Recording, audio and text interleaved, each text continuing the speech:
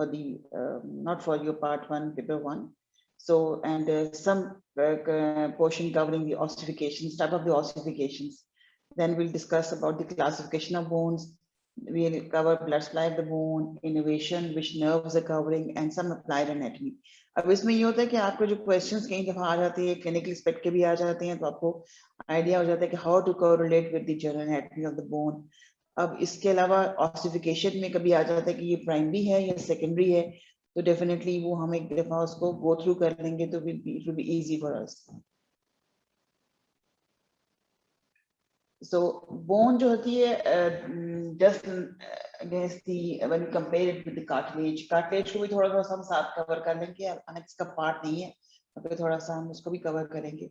अब बोन जो होती है it's as you can see कि इसके जो वी हैव गॉट, हम कहते हैं कुछ एक्सियल स्केलेटन होता है, कुछ अपेंडिकुलर स्केलेटन होता है. तो ये जो सारा स्केलेटन है, ये सारी बोन्स जो बनती हैं, they are all vascular structures, ठीक है, and they are part of the connective tissue, ठीक है ना, और they are mineralized and they constantly change the specialized type of the tissue.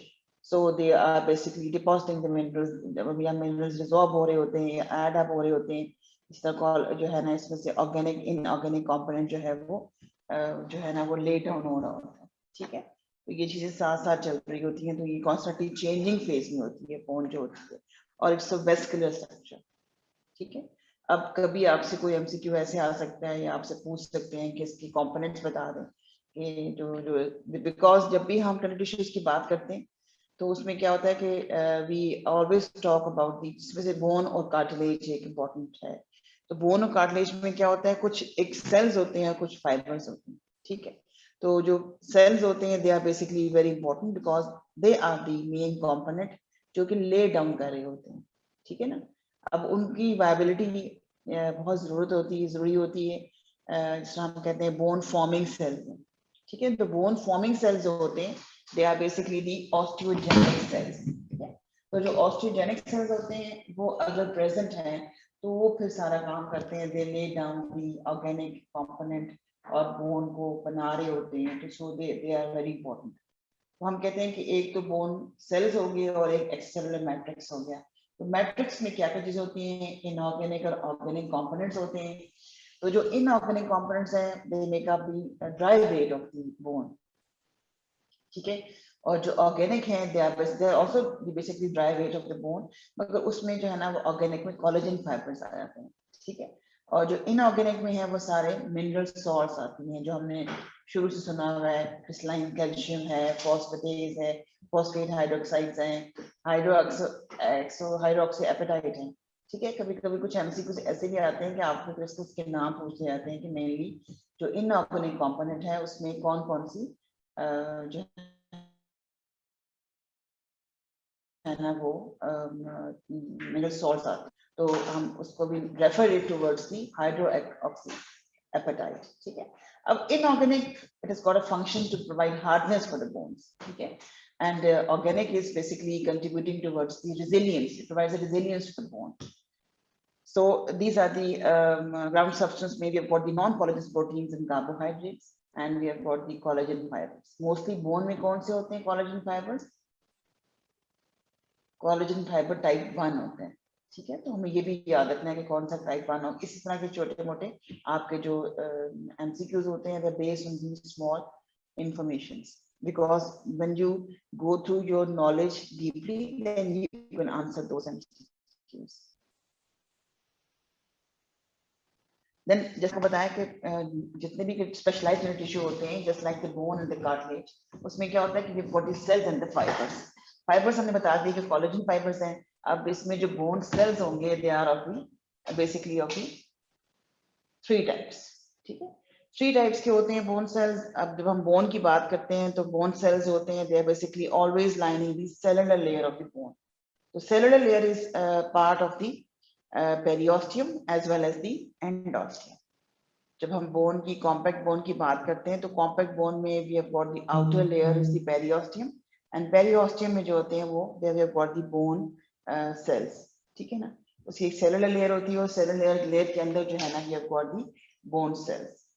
So the type of the bone cells हम there must be some stem cells जो कि we call them osteogenic cells. Genitoprogenitor cells होते हैं and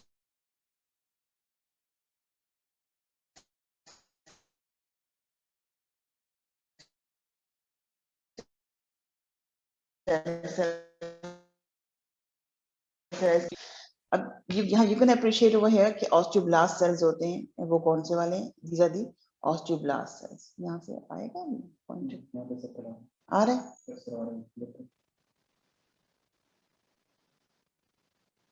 इस पे तो show नहीं हुआ। यहाँ पे थोड़ा सा माइक करीब, माइक को थोड़ा करीब करें जी। अब जो ऑस्टियोजेनिक सेल्स हैं, अब आवाज ठीक है?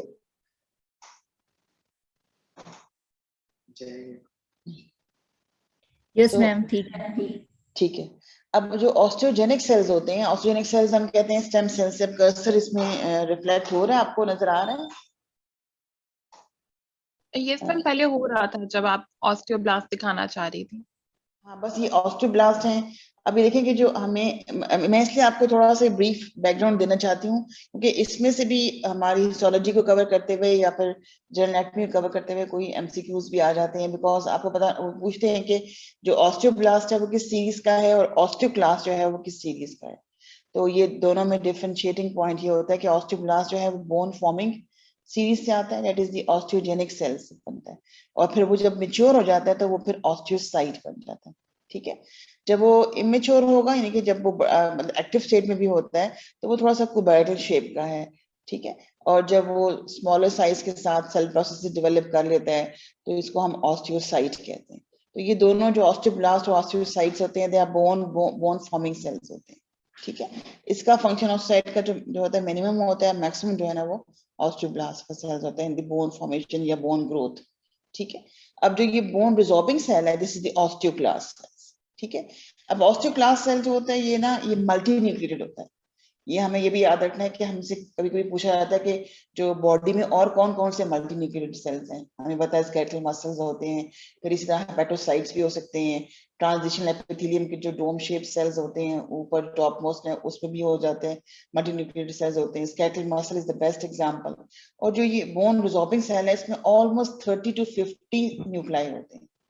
ये मल्टी न्यूक्लिएटेड जॉइंट सेल भी कहते हैं। और यू कैन अप्रिशिएट कि इसके अंदर बहुत सारे ये सूडोपोडियास भी होते हैं जहां पे ये जाके क्लेंच कर लेता है और वो होल्ड ऑन कर लेता है बोन को। फिर वहां पे ये हॉर्शिप लेक्यूरी बनाता है और वहां से जो है ना ये एंजाइम्स रिलीज करता है, और रिलीज करने के बाद बोन की रिजॉर्प्शन करके तो फिर मिनरल्स को रिलीज करता है विद ब्लड। तो this is the bone resorbing cell. जहां पे ये ज्यादा काम कर रहा होगा तो वहां पे बोन की रिजॉर्प्शन ज्यादा हो जाएगी। सो ये हमें थोड़ा सा बेसिक कॉन्सेप्ट हो गया। Then will talk about the coverings of bone. ठीक है। अब कवरिंग्स कौन कौन सी होती हैं? कवरिंग में कवरिंग से मतलब है जो बाहर की तरफ है, दैट इज द पेरिओस्टियम, जिसके ऊपर मसल्स इंसर्ट हो रहे होते हैं। हम हमेशा पढ़ते हैं कि मसल की इंसर्शन कहाँ हो रही है, तो वो सबसे आउटरमोस्ट लेयर होती है बोन की, that is known as the periosteum. ठीक है। और जब हमें पता है कि लॉन्ग बोन्स हैं तो उनके अंदर एक हैलो कैविटीज होती है। ठीक है। हेलो कैविटीज में अगर हम इस फिगर में आके जाते हैं तो यू कैन अप्रिशिएट कि यहाँ पे यू कैन अप्रिशिएट कि दरमियान में ना ये एक हॉलो सी कैविटी है, जिसकी मैरो कैविटी। तो जो पेरिओस्टियम होता है वो बाहर की तरफ, अब जितना ये आपको बीच में एरिया नजर आ रहा है सेंटर में, अगर आपको कर्सर नजर आ रहा है इसमें, तो यू कैन अप्रिशिएट कि outer most is the periosteum and जो अंदर की लाइनिंग होती है that is known as the endosteum. ठीक है। तो जो बोन कवरिंग्स हैं वो they are the periosteum and the endosteum. And periosteum and endosteum में से जो periosteum it covers the cortical bone and the endosteum it covers the spongy bone. Spongy bone जो होती है वो मेडुलरी कैविटी में होती है। यहाँ तक कोई डिफिकल्टी तो नहीं है? You have any question? No ma'am. ठीक है। डेफिनेटली आपको ये सारा नॉलेज होगा, बस हमें गो थ्रू करना है, रिवाइज करना है, थोड़े हमने इंपॉर्टेंट एमसीक्यूज के पॉइंट ऑफ व्यू से देखना है। अब जो पेरिओस्टियम है इसकी भी दो लेयर्स हैं। This is also very important MCQs बनता है इसमें कि आप पेरिओस्टियम का पूछते हैं कि कितनी लेयर्स हैं। क्योंकि पेरिओस्टियम जो है वो it is got a fibrous layer as well as the cellular layer, ठीक है, वो आउटर मोस्ट लेयर होती है। अब जहाँ पे अगर यू कैन अप्रिशिएट के जो जितनी भी लॉन्ग बोन होंगी ना, तो उनका जो बाहर का शेल बनता है, जिस तरह एग का शेल होता है ना, अंडे का शेल होता है व्हाइट कलर का, वो जो व्हाइट कलर का शेल है वो हम समझ सकते हैं कि पेरिओस्टियम है। तो पेरिओस्टियम में जो बाहर नजर आ रहा होता है हमें, जो अंडे का शेल जो होता है एग का, वो हम कह सकते हैं कि वो फाइब्रस लेयर होती है, जिसमें कोलेजन फाइबर्स होते हैं, ठीक है। मगर उसके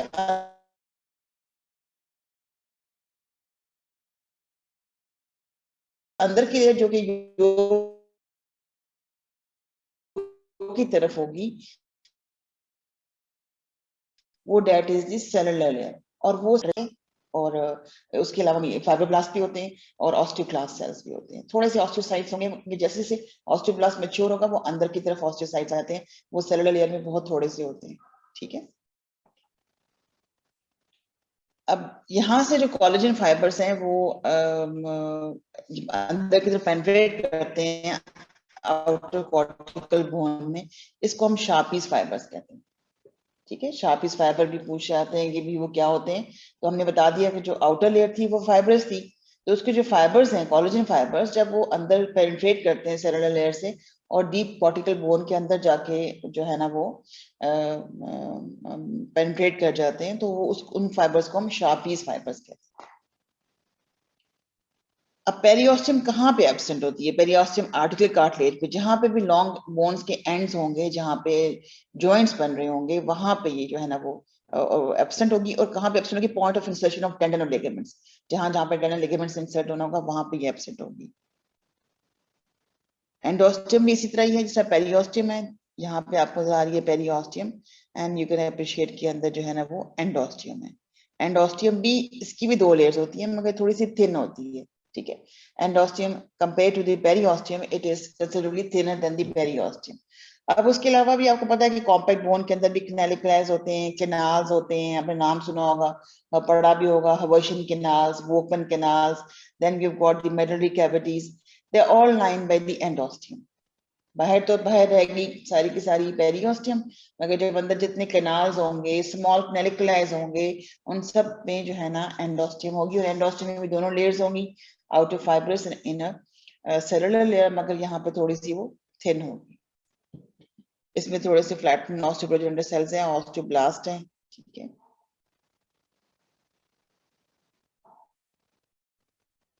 यहाँ पे यू कैन अप्रिशिएट की पेरिओस्टियम की एक जो फाइब्रस लेयर है एंड सेलुलर लेयर है, ठीक है। And this is the long bone.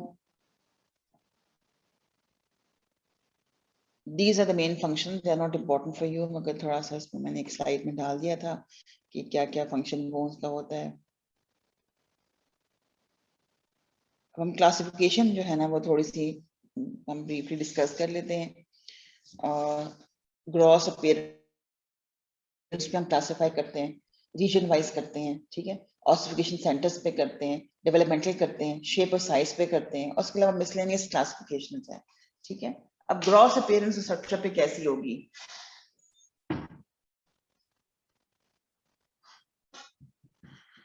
कोई इनपुट देना चाहेगा? I can't see you, तो मैं, but I can hear you. ये चैट लॉन्ग बोन्स होती हैं, फ्लैट बोन्स होती हैं, जी जी लॉन्ग बोन्स होती हैं मैम, फ्लैट बोन्स होती हैं। इसके अलावा जो रीजन पे बेस्ड होती हैं, लेग्स की बोन्स होती हैं। इसका हाँ, वो हम ठीक है, हमको शेप पे कह सकते हैं ना, शेप और साइज पे।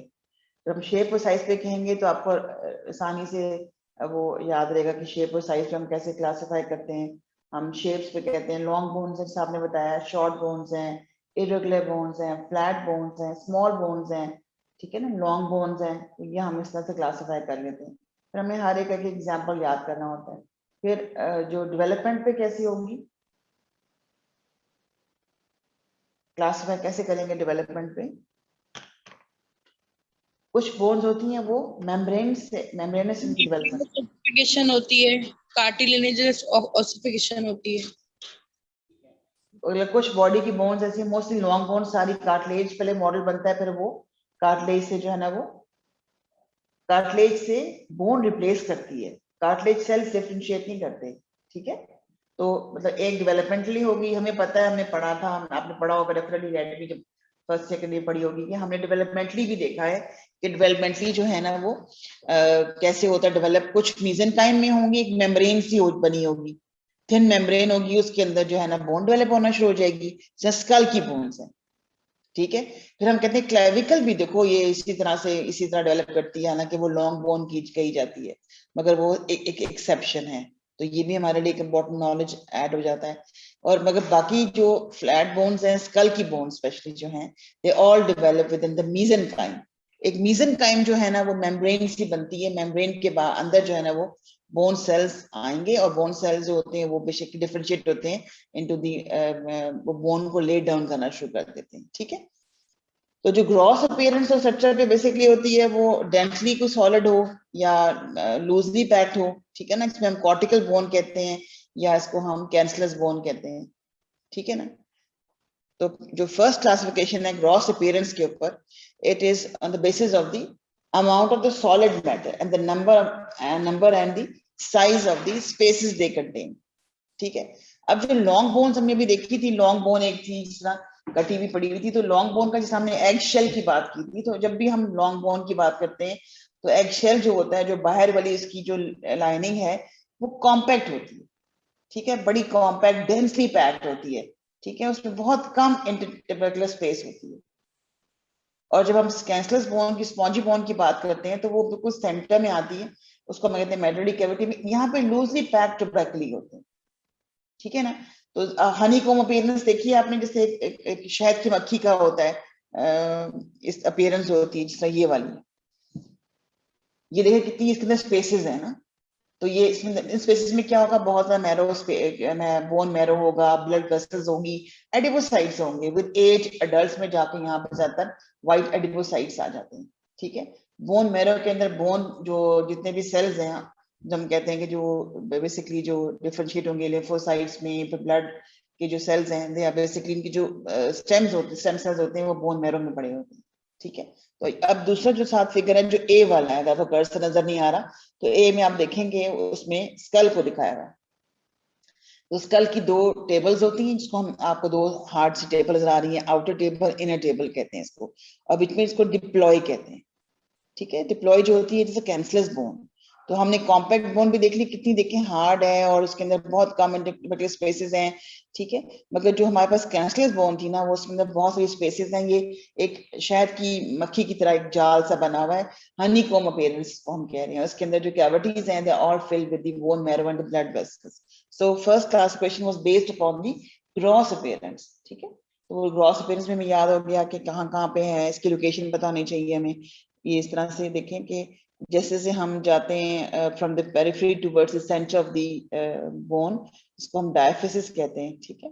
और जो पेरिफेरी में है उसको हम एपिफिसिस करेंगे, उन दोनों को जो ज्वाइन करेगा उसको हम मेटाफिसिस कहेंगे, ठीक है। This is the compact bone. जो कॉम्पैक्ट बोन हमने एग शेल से जिसको कंपेयर किया था ना, वो वाले कॉम्पैक्ट बोन होती है। सारी शैफ्ट्स लॉन्ग बोन्स की जो होती हैं, they are all made of the compact bone, ठीक है। तो इसमें जो मेन कंपोनेंट आपको याद है, आप रिकॉल करेंगे कॉम्पैक्ट बोन का मेन कंपोनेंट क्या होता है, कोई ऐड अप करेगा? Calcium phosphate. हम कॉम्पैक्ट बोन को, ठीक है, कैल्शियम फॉस्फेट तो होता है, हमने कहा मिनरल्स हैं।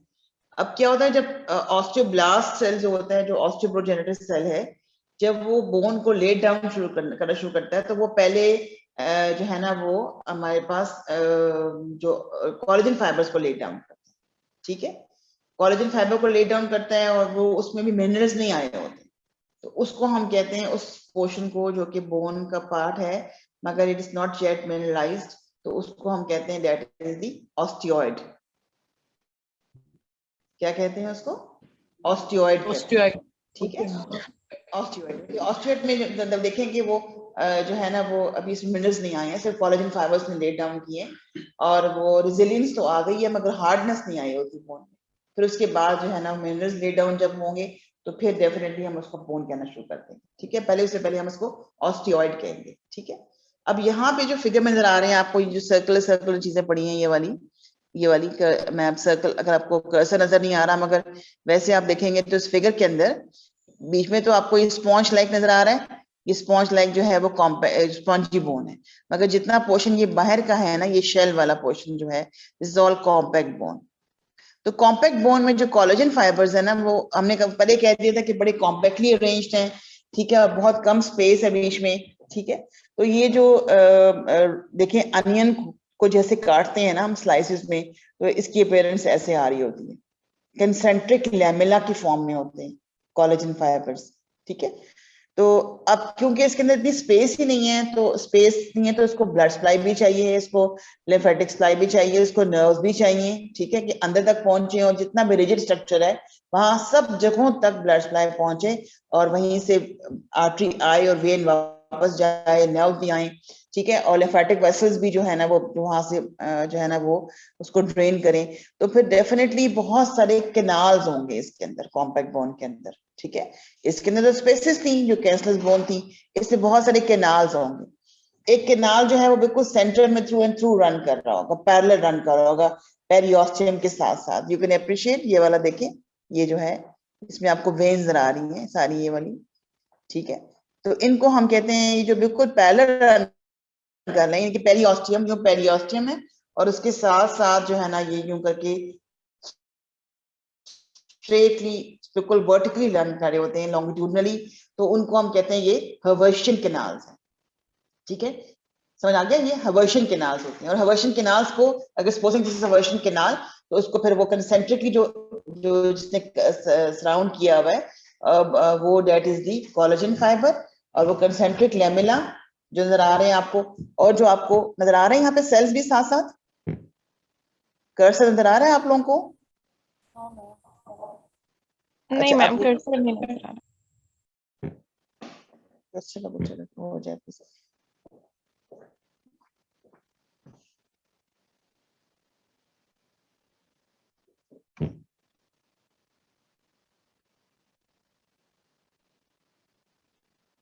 आप नजर आ रहे हैं?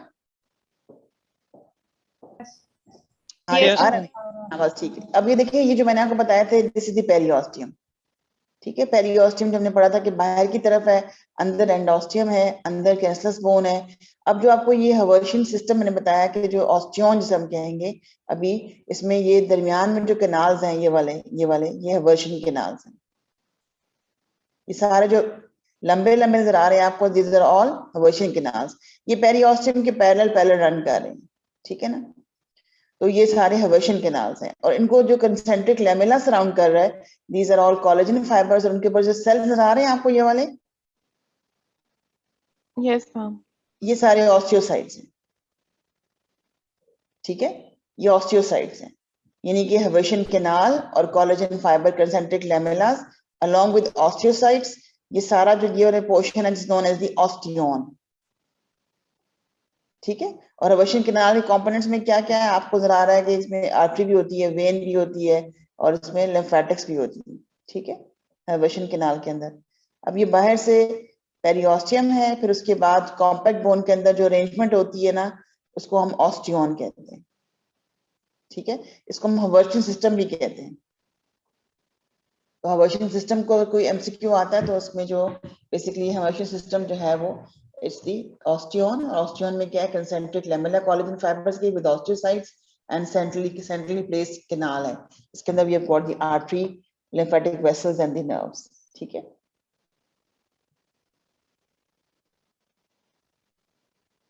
अब जो कोलेजन फाइबर्स हैं वो जब लेट डाउन हो रहे होते हैं तो कुछ जो है ना वो कंसेंट्रिक लैमेला नहीं बने होते, तो उनको हम कहते हैं दे आर सर्कमफ्रेंशियल लैमेलास, ठीक है। कुछ बीच में पड़े होते हैं, उनको हम इंटरस्टिशियल लैमेलास कहते होते हैं। सर्कमफ्रेंशियल में we have got the outer circumferential as well as the inner circumferential, ठीक है। दो तरह के होते हैं। अभी ये अरेंज नहीं हुए हैं, हो सकता है पुराने हों, डिग्रेड हो रहे हों, या नए हों, अभी कंसेंट्रिकली अरेंज ना हो रहे हों, so we call them as circumferential lamellas, and in between the osteons we have got the interstitial lamellas, ठीक है। तो अभी यहाँ तक समझ आ गया। फिर ये तो हो गया हमारे पास हर्वर्शियन कैनाल्स। अब हर्वर्शियन कैनाल्स में जो चीजें पहुंचती कैसे हैं, वो बाहर से आएंगी। हमने बड़ा बड़ा न्यूट्रिन आर्टरी है, न्यूट्रिन फोरामेन से अंदर आएगी, ठीक है। जो भी आर्टरी पास होती है वो उसकी ब्रांच अंदर बोन को सप्लाई कर रही होती है, तो इसको यहाँ पहुंचने के लिए भी कैनाल चाहिए होता है, इसको हम कहते हैं Volkmann's canal. This one is this canal. These canals are known as the Volkmanns, जो कि perpendicular run करते हैं to the periosteum. जो parallel run करते हैं, they are the Haversian canals. जो perpendicular run करते हैं, they are known as the Volkmann. ठीक है? This is the structure of the compact bone. Compact bone में concentric lamellas होंगे, osteums होंगे. ठीक है? In detail हम जाते नहीं हैं. Detail में अगर आप देखते हैं तो आप सोच रहे होंगे कोलेजन फाइबर्स हैं. ठीक है? बहुत से कोलेजन फाइबर्स हैं, इसमें ऑस्टियोसाइट्स पड़े हुए हैं. तो यहाँ तक कैसे पहुंचेगा ब्लड? सेंटर में तो हमने कैनाल बना दिया, कैनाल शो किया कि ये जी हवर्शियन कैनाल है. This Haversian canal is lined by the endosteum. जो हमने कहा था सारे कैनाल जो हम शो करेंगे हवर्शियन कैनाल है, और हवर्शियन कैनाल ये वाला था, और वोकमैन कैनाल. ठीक है? और इसको जो लाइन करेगा एंडोस्टियम, सारा एंडोस्टियम लाइन करेगा. तो ये ऑस्टियोसाइट्स जो है ना, इन तक कैसे पहुंचेगा ब्लड कैसे पहुंचेगा? बताएं बेटा. सेंटर में तो कैनाल हुआ. ठीक है? कैनाल के साथ कैसे जो है ना, कैनाल के बाद तो सारा रिजिड स्ट्रक्चर पड़ा हुआ है. हमने कहा जी सारा ये मिनरलाइज्ड है, क्योंकि ये ऑस्टियन बन चुका हुआ है. इसमें सारे मिनरल्स डिपॉजिट हुए हैं. ये तो बहुत हार्डन है. ठीक है? बड़ा हार्ड स्ट्रक्चर है. इसको कैसे वो चीज गुजर के जाएगी इसके अंदर से? Ma'am through difference. जी मैम डिफरेंस है. नहीं, जो ऑस्टियोसाइट्स हैं हमने शुरू में उनको देखा था कि उनके बहुत से प्रोसेसेस होते हैं. देखे थे ना आपने प्रोसेसेस कि ऑस्टियोब्लास्ट के प्रोसेस कम थे. जब वो ऑस्टियोसाइट बनता है तो उसके बहुत सारे प्रोसेसेस थे. वो जो प्रोसेसेस होते हैं ना, यहाँ पे आप अगर आप उसको हाई पावर पे देखते हैं, स्लाइड पे देखते हैं, तो प्रोसेसेस छोटे छोटे कैनालिकुला में पड़े होते हैं. ठीक है? वो छोटे छोटे कैनालिकुला में पड़े होते हैं. यानी कि एक कैनालिकुला अगर एक कोलेजन फाइबर का बन रहा है, उसमें ऑस्टियोसाइट है, तो ऑस्टियोसाइट के जो कैनालिकुलाइज होते हैं, they are all present within those small canaliculi. अब एक ऑस्टियोसाइट दूसरे ऑस्टियोसाइट के साथ जो है ना, उसके दरमियान में कैनालिकुलाइज से कनेक्ट कर रहा होगा. वो एक स्पेस में रहता है ऑस्टियोसाइट. उसको हम कहते हैं, क्या कहते हैं उस स्पेस को? Tubercula. No, not tubercula. It's a lacunae. Lacunae वो स्पेस होती है. ऑस्टियोसाइट जो है ना, वो उसके आगे पीछे जगह चाहिए उसको. वो एक फंक्शनल सेल होता है, तो वो अपने आगे पीछे एक स्पेस चाहता है. तो स्पेस जो होती है उसको हम लेकुनी कहते हैं. ठीक है? अब उस खुद की बॉडी तो लेकुनी में पड़ी है, उसके प्रोसेसेस जो होंगे ना, वो कहाँ पड़े होंगे? कैनालिकुलाइज में. और क्या होता है कि एक ऑस्टियोसाइट दूसरे ऑस्टियोसाइट के जो उसके प्रोसेस होते हैं आपस में जो होते हैं, दे have got important communication, and that is the gap junction. ठीक है? अब ये तो नहीं कि आइसोलेट होकर पड़े होंगे, वो उनके आपस में कनेक्शन भी होंगे, सेल के भी कनेक्शन होंगे. ठीक है? कैनालिकुलाइज से भी कनेक्शन होंगे, ताकि ब्लड जो है वो सारा सर्कुलेट करे, जो चीज ने मैसेज में पहुंचना है पहुंचे, और जो वापस ड्रेन होना है towards the central canal, Haversian canal, was canaliculated, it goes towards the central canal. So we have got, and हमें यहाँ से थोड़ा सा देखा कि भी एक ऑस्टियोन है. ऑस्टियोन क्या था? Haversian system था, उसमें collagen fibers थे, circumferentially arranged, central canal था, lined by the endosteum. Then we had the blood vessels उसके अंदर, और कैनालिकुलाई का सिस्टम था, और गैप जंक्शंस हमें याद रखना है कि ऑस्टियोसाइट्स के आपस में गैप जंक्शंस होते हैं. गैप जंक्शंस क्या होते हैं? This is not a junction, it's a communication. Protein का कम्युनिकेशन होता है. प्रोटीन जो है ना, ये चैनल्स होते हैं बेसिकली. ठीक है? We call them as junction, but they are basically the communications between the different cells. जो हार्ट में बहुत ज्यादा होते हैं गैप जंक्शंस. ठीक है? तो यहाँ पे भी गैप जंक्शन ज्यादा होंगे. अब एक और बात इसमें इंपॉर्टेंट जो हमारे लिए है कि एक ऑस्टियोन का दूसरे ऑस्टियोन का जो बिल्कुल पेरिफेरी में पड़ा हुआ है ना, उसका सर्कमफ्रेंशियल लैमेला ये वाला, वो दूसरे के साथ बिल्कुल भी कोई दोस्ती नहीं रखता. वो अपना अपना एक अलग अलग सिस्टम होता है हर एक का. ठीक है? तो ये बिल्कुल कम्युनिकेट नहीं करता है. इसकी पेरिफेरी वाले ऑस्टियोन ये आपस में कम्युनिकेट करते हैं. इनकी अपनी एक फैमिली होती है. ठीक है? यहाँ तक समझ आ गया? ठीक है? अब कैंसरस बोन कहाँ होती है? Typically found at the ends of the long bones. ठीक है? और with in the interior of the vertebra, proximal to the joints, यहाँ जहाँ प्रेजेंट होगी, इसमें वही नेटवर्क सा बनेगा ट्रबेकले का, और less dense then the compact bone, और इसमें रेड या येलो बोन मैरो होता है. और इसमें क्या होता है कि प्रॉपर ऑस्टियोन नहीं होते. प्रॉपर मतलब इरेगुलर सी बोन की प्रेजेंट होती है, तो इसलिए ये प्रॉपर ऑस्टियोन्स नहीं होते. इसको हम कैंसलस बोन भी कहते हैं, ठीक है, इरेगुलर बोन भी कह रहे होते हैं, ठीक।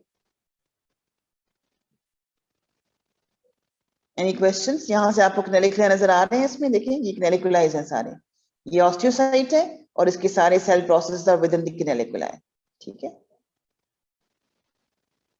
Then we come to the second classification. ये हमें पता लग गया जो हमने रिजिडिटी भी क्लासिफाई किया था।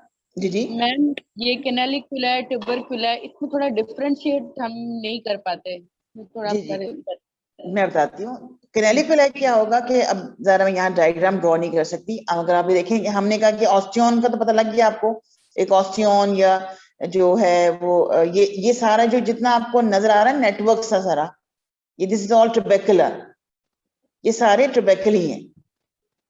जी मैम। ठीक है, और दरमियान में स्पेसेस हैं, बिल्कुल हॉलो स्पेसेस हैं, उसमें ब्लड पड़ा होगा, बोन मैरो पड़ी होगी, चाहे येलो हो या वाइट हो, येलो बोन मैरो हो या रेड बोन मैरो हो या वाइट एडिपोसाइट्स हो, ठीक है। तो ये सारे इसमें प्रेजेंट होंगे। अब ये जितना शेल था ना, ये वाला शेल को काट के इसने देखिए यहां से दिखाया आपको, ये सारे को हम ट्यूबरकुली कह रहे हैं, ठीक है। जितना जाल बना हुआ है इस सारे को हम ट्यूबरकुली कहते हैं, समझ आ गई? ठीक है। अब यहाँ से थोड़ा सा पोर्शन काट के उन्होंने आपको यहाँ पे उसको मैग्नीफाई किया ट्यूबरकुली को यहाँ पे। तो ट्यूबरकुली के अंदर ये ऑस्टियोन है, इसके अंदर ये कोलेजन फाइबर्स हैं, कोलेजन फाइबर्स हैं, ऑस्टियोब्लास्ट भी नजर आ रहे हैं थोड़े से, और ऑस्टियोक्लास्ट भी हैं, ऑस्टियोसाइट्स बिल्कुल इसके अंदर सेंटर के अंदर है जो ऑस्टियोन बन रहा है, और दरमियान में इसके डेफिनेटली ये आपको जैसे ऑल कैनालिकुला। कैनालिकुला क्या होता है, छोटी छोटी सी नालियां होती हैं, ठीक है। जब ड्रेनेज सिस्टम बनता है, बड़ी नालियां होती हैं, छोटी नालियां उनको आपस में कम्युनिकेट कर रही होती हैं, तो जो बड़ी ड्रेनेज पाइप है उसको छोटी पाइप से कम्युनिकेट कर रही होती हैं, कम्युनिकेशन के लिए भी जरूरी हैं और इनके सेल प्रोसेसेस के लिए भी बनी होती हैं। ऑस्टियोसाइट्स के जो बहुत सारे सेल प्रोसेस हैं वो कैनालिकुला के अंदर पड़े होते हैं, ठीक है ना। तो फिर कैनालिकुला में ट्यूबरकुलम में समझ आ गया आपको? जी मैम जी। Then we classify, regional classification तो बहुत आसान सी है, आपने पढ़ी भी होगी। इसमें हम एक्सियल करते हैं और अपेंडिकुलर करते हैं। एक्सियल में क्या होता है कि एक्सियल में जो बिल्कुल सेंटर में चीजें आ रही हैं, ये वाली सारी, दिस आर ऑल एक्सियल, ठीक है ना। इसमें क्रेनियम आ जाता है, ठीक है, फिर हाइड बोन आ जाएगी, वर्टिब्रा सारे आ जाएंगे, स्टर्नम आ जाएगी सेंटर में, और फिर सेक्रम और कॉक्सिक्स, ये सारे जो है ना they are part of the axial skeleton. तो अपेंडिकुलर में क्या होगा, अपेंडिकुलर में लिम्स आ जाएंगी, अपर limb and the lower limb, और जितना भी इनका ये गर्डल्स होती है, ठीक है। तो ये दोनों जो है ना इसमें आ जाएंगे। शोल्डर गर्डल और पेल्विक गर्डल जो है they are part of the appendicular skeleton, ठीक है। ये तो आसान है, ये तो इतना मुश्किल नहीं है, ठीक है।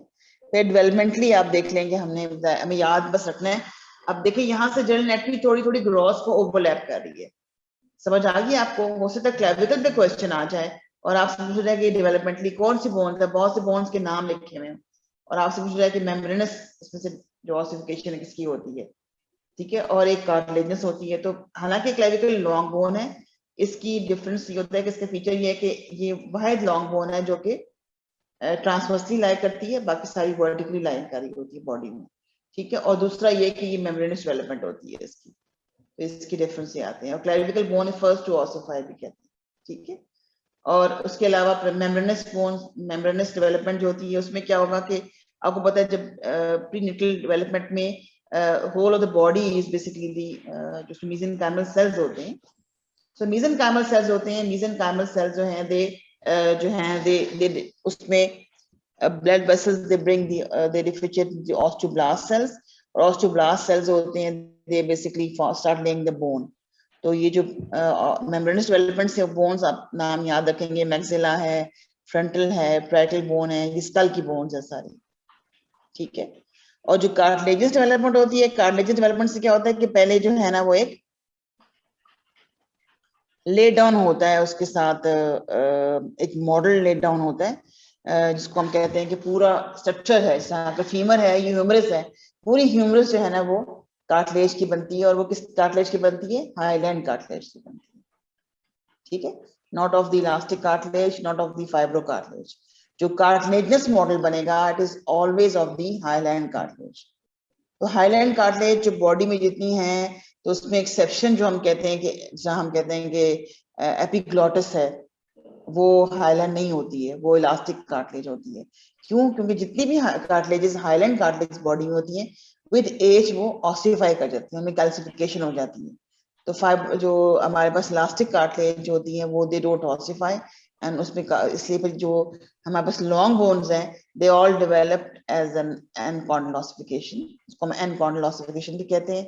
इसमें फेशियल बोन्स आ गई और स्फीनॉइड बोन हो गई स्कल की जो है, एंड देखिए अब स्कल में एक्सेप्शन एक आ जाता है कार्टिलेजेस डेवलप जो होती है, that is the sphenoid bone.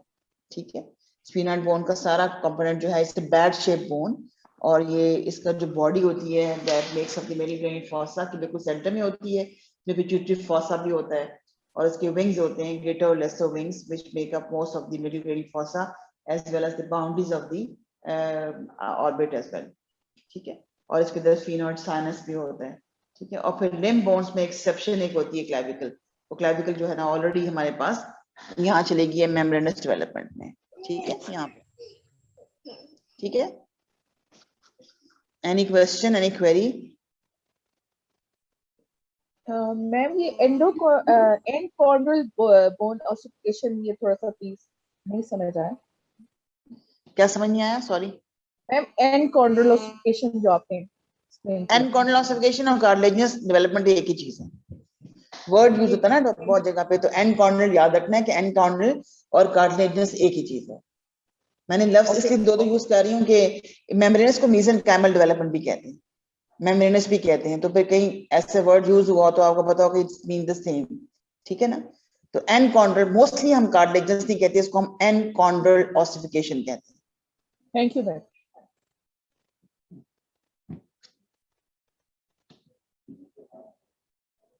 ठीक है, इंट्रामेम्ब्रेनस में हम बता दिए कि मैक्सिला है, फ्रंटल पैरेटल बोन्स हैं, क्लेविकल है, और एनकॉर्डियल अब यहाँ पे वही जो कार्टिलेजिनस थी।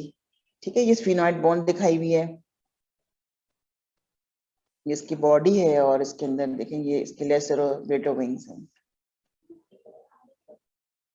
यहाँ तक समझ आ गया है रीजनल क्लासिफिकेशन जो हमने कर ली, और इसके बाद हम मॉर्फोलॉजिकल क्लासिफिकेशन देखते हैं कि मॉर्फोलॉजिकल में क्या है।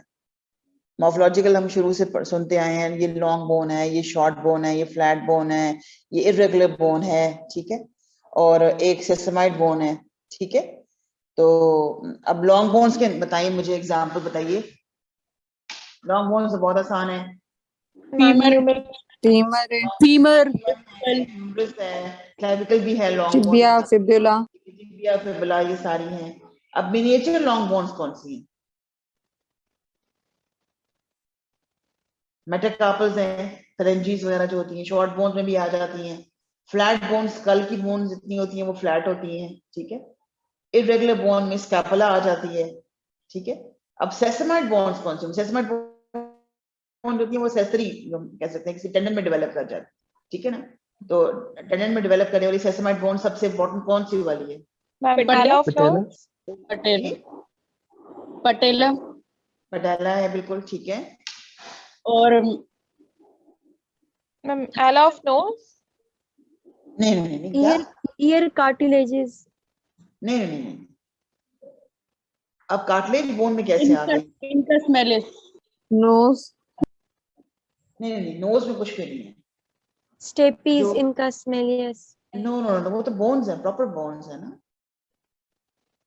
वो तो इसमें नहीं आती है, वो तो इसमें नहीं है। सेसमाइड बोन वो होती है जो कि टेंडन में जहाँ बहुत ज्यादा फ्रिक्शन, रगड़ या बहुत ज्यादा काम हो रहा होता है ऑलरेडी, तो उस जहाँ पे इंसर्ट हो रही होती है मसल जाके, तो उसके अंदर वो डेवलप हो रही होती है। पटेला बहुत अच्छा एग्जांपल। ठीक है, पटेला इसका बहुत इंपॉर्टेंट एग्जांपल है। अब लॉन्ग बोन में देखें कि ये देखिए स्लेंडर लाइक होती हैं, they are longer than they are wide, they are more longer. Femur, tibia, fibula, humerus, ulna, radius, ये सारी इसमें आएंगी। ठीक है, मिनिएचर लॉन्ग बोन्स में मेटाकार्पल्स और मेटाटार्सल है, फ्लेंजेस हैं। ठीक है, मेटाकार्पल्स हैं। ठीक है, का और ये जो है ना फ्लेंजेस हैं। मेटाटार्सल फुट में होंगी और हैंड में जो है मेटाकार्पल्स होती हैं। शॉर्ट बोन्स में they are approximately equal in length, weight और थिकनेस में एक कार्पल और टार्सल बोन्स हैं। ठीक, ये तो आसान है ना, तो इतना मुश्किल नहीं। Flat bones, sternum, ribs, scapula को भी फ्लैट बोन्स में भी ले आते हैं, रेगुलर बोन में भी ले आते हैं। क्रेनियल बोन जितनी है वो सारी फ्लैट बोन्स में आती है। जहां पे भी कोई क्वेरी लग रही हो यू कैन स्टॉप मी, ये तो बहुत आसान चीजें हैं, हमने सिर्फ एक दो गो थ्रू करनी है कि हम मिस ना कर दें।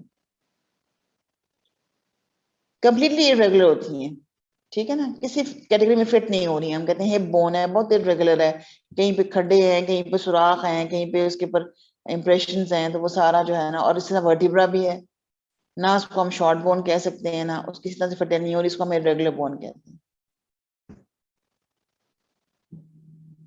पॉज कर सकते हैं। ये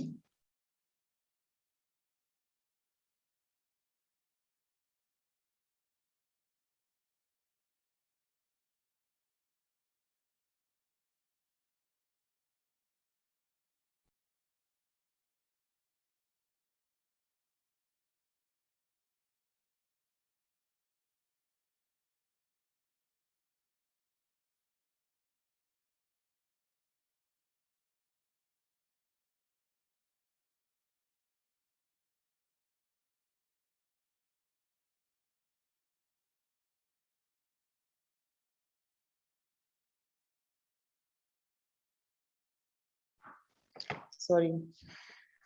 अब हम क्लासिफिकेशन आगे देखते हैं ऑसिफिकेशन सेंटर्स पे। ये इतना आपके लिए इम्पोर्टेंट नहीं है, मगर मैंने सिर्फ ये ऐड अप कर दिया था आपके लिए कि अगर आप देखना चाहते हैं, पूछना चाहते हैं, तो फिर हम इसको, ये आप जॉइंट्स के साथ डिस्कस करेंगे जब आपको जॉइंट्स कवर कराए जाएंगे, ठीक है। सो नंबर ऑफ सेंटर्स में जो है ना, ऑसिफिकेशन सेंटर्स पे प्राइमरी और सेकेंडरी, प्राइमरी कब होते हैं और सेकेंडरी कब डेवलप होते हैं, ये पता है आपको? Primary center at the time of birth. Before prenatal period में, और सेकेंडरी बर्थ के बाद होते हैं, ठीक है। सिंगल ऑसिफिकेशन सेंटर्स जो है ना, वो अपीयर्स ड्यूरिंग प्रीनेटल जो पीरियड में आएंगे, और basically central part of the each developing bone में आते हैं, जिसमें सिर्फ वन प्राइमरी सेंटर होता है ऑसिफिकेशन का। इसमें कार्पल बोन्स हैं और टार्सल बोन्स हैं, ठीक है। ऑसिफिकेशन से देखिए ना, ऑसिफिकेशन जो है वो बेसिकली कैसे होती है कि ऑसिफिकेशन में पहले आर्टरी जो है ना वो जाती है, और आर्टरी के साथ ही वो सोर्स ऑफ सप्लाई है उसका, और that takes the bone forming cells to that place, और उसमें जाके जो सेल्स हैं they start basically lay down the bone. अगर तो वो मेसेनकाइमल बोन है तो फिर वो डेफिनेटली सिर्फ मेम्ब्रेनस डेवलपमेंट होगी, और अगर एंड कॉर्नल है बेसिकली, तो एंड कॉर्नल में क्या होगा, पहले एक कार्टिलेज का मॉडल बना होगा, वो रिप्लेस होगा उसके बाद बोन के साथ, ठीक है। कब बनेंगे, अपीयर होते हैं 5 to 15 weeks of prenatal period में आते हैं प्राइमरी सेंटर्स, और basically shaft of long bones में आते हैं डायफिसिस में, ठीक है। अब जो एटोवेस्टिक हम जिन्हें कहते हैं ना, वो उनमें basically evolutionary point of view से ना, some bones have more than one primary centres. थोड़ी सी बोन्स होती हैं, इनमें एक से ज्यादा होते हैं। स्फीनॉइड बोन है और टेम्पोरल बोन है। Temporal bone is basically going to form the mostly contribute to the temporal fossa as well as to the ear को कंट्रीब्यूट करती है, और middle and the posterior cranial fossa को contribute करती है। स्फीनॉइड बोन हम already बात कर चुके हैं कि it makes the middle cranial fossa part of the orbital fissures and the superior orbital and inferior orbital fissures orbit की boundaries में आती हैं। अब जो multiple ऑसिफिकेशन सेंटर्स में भी accord the secondary centres centres होते हैं, दे अपीयर आफ्टर द बर्थ, ठीक है, और ये मोस्टली एपिफिसिस में आते हैं। प्राइमरी कहाँ थे, ये शाफ्ट में थे, और जो सेकेंडरी होते हैं दे अपीयर आफ्टर बर्थ, ठीक है। तो जो प्रेशर एपिफिसिस होते हैं दे appear at the articular end of the long bones, ठीक है। और जो ट्रैक्शन होते हैं, जिसे हम कहते हैं कि मतलब जब ज्यादा मसल का काम स्टार्ट हुआ तो उसमें डेवलप होना शुरू होते हैं, उसको हम ट्रैक्शन एपिफिसिस कहते हैं। ग्रेटर और लेसर ट्यूबरकल ऑफ ह्यूमरस है, ज्यादा हाथ बाजू को हिलाना शुरू किया, जॉइंट को जब इस्तेमाल करना शुरू करता है तो ह्यूमन मींस में, तो फिर वो they start developing those epiphysis that known as the traction epiphysis, ठीक है। सेकेंडरी सेंटर में जो एटोवेस्टिक एपिफिसिस होंगे वो the epiphysis of the median of the clavicle भी है, coracoid process of the scapula भी है, ठीक है। और there are some aberrant epiphysis, they are the epiphysis at the end of the first metacarpus, ये सेकेंडरी सेंटर्स है, यानी कि बर्थ के बाद ये डेवलप होना शुरू होते हैं, ठीक है। Composite में कौन से आते हैं? There are also multiple observation centers and they are basically present on the upper end of the humerus and the femur. ये बस आपको ना, ये मैं आपको प्रेजेंटेशन भी शेयर कर देती हूँ, तो आपको सिर्फ you just have to memorize के कॉम्पोजिट के अंदर कौन कौन से होते हैं और इसका बेसिकली क्या है कि इसका थीम क्या है कि ये जो है ना ये मल्टीपल ऑब्जर्वेशन सेंटर और ये सेकेंडरी सेंटर्स हैं। Composites are always secondary centres, ठीक है। These composite atavistic centers are primary observation centers, one for the ileum, one pubis and the ischium, two secondary centers for the iliac crest, two for the acetabular ridge, and one for the interior inferior iliac spine. ये different composite किस्म के atavistic centers हैं। ये secondary centers हैं, ये develop होंगे after the birth, they are postnatal, ठीक।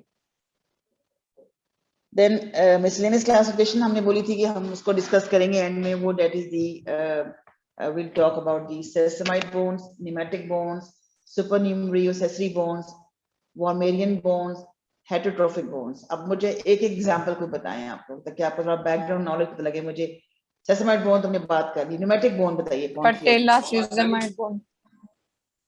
pneumatic bone बताइए कहाँ पे होती है? Skull bones. Phenide Skull bone. Phenide bone. Ma'am sinuses, Sinuses. Maxillary, maxillary sinus, ठीक है, पेट्रल साइनस, ये सारी न्यूमेटिक बोन्स में एयर स्पेसेस होती हैं, ठीक है ना। ये सुपरन्यूमरी और एक्सेसरी बोन्स कौन सी होंगी? Hyoid bone. Hyoid. पॉलीडेक्टिली जो होती है, आप देखोगे एक्स्ट्रा उंगली होती है किसी की, और पाँव में भी एक्स्ट्रा टो होता है, तो उसको हम सुपरन्यूमरी और एक्सेसरी बोन कहते हैं। क्या होता क्या है कि वो जब डेवलपमेंट हो रही होती है तो वो उस बोन के साथ डेवलप हो रही है, मतलब बाद में उससे ऑसिफाई नहीं करते, उसे जोड़ते नहीं है, वो बोन जुड़ती नहीं, वो अलग से रह जाती है, ठीक है। अब वॉर्मेरियन बोन कौन सी होगी? स्कल में सूचर्स आपने पढ़े थे, सूचर्स के अंदर जो है ना वो ये बोन्स होती हैं छोटी छोटी सी, इनको हम वॉर्मेरियन बोन्स कहते हैं, ठीक है। याद आई, रिकॉल किया आपने? Yes, ma'am. फिर हमारे पास हेटरोट्रोफिक बोन्स हैं। हेटरोट्रोफिक को रिकॉल करें, कौन सी होंगी?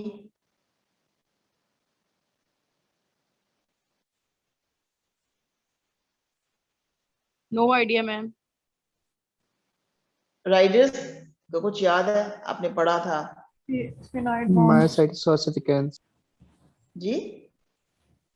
myositis ossificans में जो थाई में राइडर्स बोन्स बन जाती हैं ट्रॉमा से। जी बिल्कुल। जब वो राइडिंग कर रहे होते हैं तो फिर बार बार जो उनकी थाइज हैं वो जाके जब रगड़ लगती है तो वहां पे मसल टेंडन के अंदर ना बस वो जैसे कहते हैं कि वो पहले तो वो मैस इकट्ठा होता है, फिर उसमें ऑसिफिकेशन हो जाती है, तो उनको हम हेटरोट्रोफिक बोन्स कहते हैं। तो हमेशा याद रखना है। सेसामॉइड बोन हमने कहा एक्सेसरी बोन्स हैं जो कि टेंडन्स में, लिगामेंट्स में थी। फिर न्यूमेटिक बोन जो एयर वाली याद रखिएगा, ठीक है। सुपरन्यूमरी में आप पॉलीडेक्टिली याद रखिएगा कि एक्स्ट्रा उंगली या एक्स्ट्रा टो हो गया। वॉर्मेरियन बोन हमेशा स्कल से याद, वॉर्मेरियन जो है वो स्कल बोन्स हैं, और हेटरोट्रोफिक जो है ना हमें वो राइडर्स को याद रखना है, ठीक है। अब ये स्मॉल सेसामॉइड बोन्स जो हैं, they are small and round and they are embedded in the tendon. Tendon के अंदर है, यहाँ देखें तस्वीर में टेंडन के अंदर। सबसे बड़ा इंपॉर्टेंट एग्जांपल जो है ना यहाँ पे ये पटेला का, ये देखिए ये वाला, ठीक है। इनका फंक्शन कहते हैं रिड्यूस द फ्रिक्शन। अब इतनी मूवमेंट होनी है नी जॉइंट के ऊपर, एक्सटेंशन फ्लेक्शन, लॉकिंग अनलॉकिंग, तो वो जो है ना रगड्स को बचाएंगे। इसमें पिसिफॉर्म बोन भी आ जाएगी। पिसिफॉर्म बोन कहाँ पे होती है? एक कार्पल बोन है, हैंड में होती है, ठीक है। ये फ्लेक्सर, फिर एक फ्लेक्सर हेलिसिस ब्रेविस जो फुट में होगा, उसके अंदर भी बोन होती है, उसको भी हम सेसामॉइड बोन कहते हैं। 3 एग्जांपल याद रखें, patella, pisiform and tendon of the flexor hallucis brevis in the foot, ठीक है। हेलिसिस जो होगा फुट पे होगा, पिसिफॉर्म जो होती है वो मीडियल साइड पे होती है, इस तरफ इधर इसकी फॉर्म छोटी सी होती है, इसको हम कहते हैं पी शेप बोन होती है, ठीक है। जिस तरह मटर होता है, मटर का दाना होता है, मटर के दाने की तरह होती है, ठीक है। इसके ऊपर कार्पल बोन का जो लिगामेंट होता है उसकी एक्सटेंशन भी होती है, तो वो लिगामेंट बनता है, इसको हम पिस्टोहेमेट लिगामेंट कहते हैं। हुक ऑफ हेमेट से लेके पिसिफॉर्म तक, जिसके अंदर से टेंडन गुजरता है फ्लेक्सर हेलिसिस का, यहाँ से फ्लेक्सर पॉलिसिस का, यहाँ से जो पॉलिसिस नहीं, फ्लेक्सर का टेंडन गुजरता है टुवर्ड्स दी लिटिल फिंगर की तरफ जाता है वो, ठीक है। So we have got the supernumerary bones.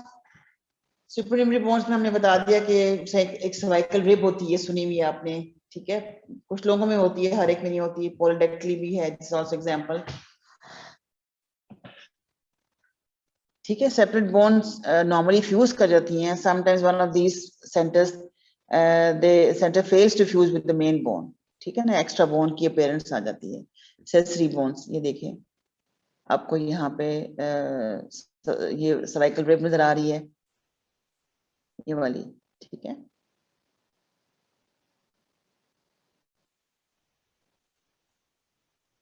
Extra rib होती है, और this is the पॉलीडेक्टली।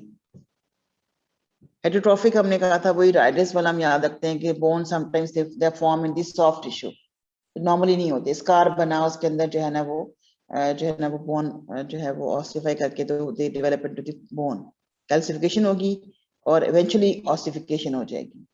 Pneumatic bones आपने खुद बताया था, मैस्टोइड सेल्स हैं, पेरिनेसल साइनसेस हैं, ये फ्लैट बोन्स में आते हैं, ठीक है। इसमें क्या होता है कि हमने स्कल में हमेशा शुरू में देखा था ना कि स्कल में 2 टेबल्स थे और दिमाग में डिप्लॉय थे। डिप्लॉय के अंदर जगह भर जाती है, खत्म हो जाती है, उसके अंदर जो है ना वो ये कैविटीज बन जाती हैं जो एयर कैविटीज होती हैं, and they are also lined by the epithelium. हमें ये भी याद रखना है कि these supernumerary bones are lined by the epithelium.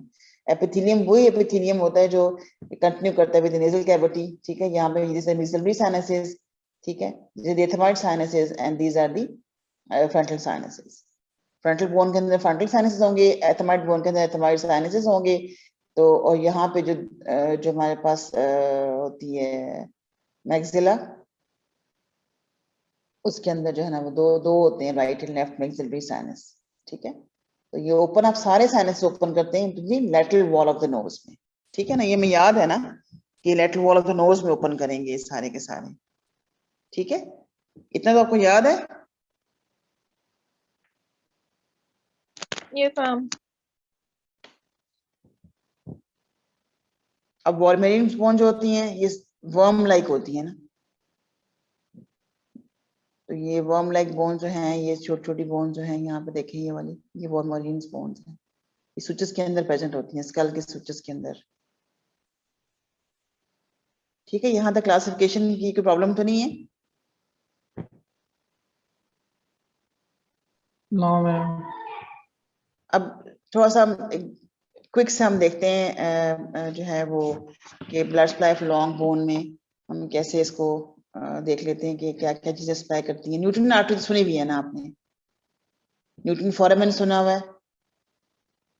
ये फैम ठीक है, न्यूटन फोरामेन की डायरेक्शन कैसी होती है? हमें ये भी एक इम्पोर्टेंट एमसीक्यू बनता है कि डायरेक्शन कैसी होती है न्यूटन फोरामेन की।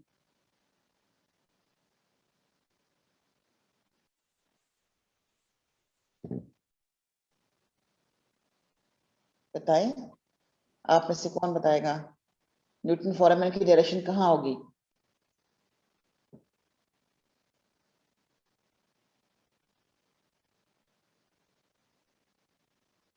ग्रूव। जी, ग्रूव में लाइक करेगा। न्यूटन फोरामेन हो गया, न्यूटन फोरामेन तो हो गया ना। न्यूटन फोरामेन की डायरेक्शन कैसे है? ऐसे ऊपर की तरफ, नीचे की तरफ? इनसाइड में away from growing end of bone. Ji,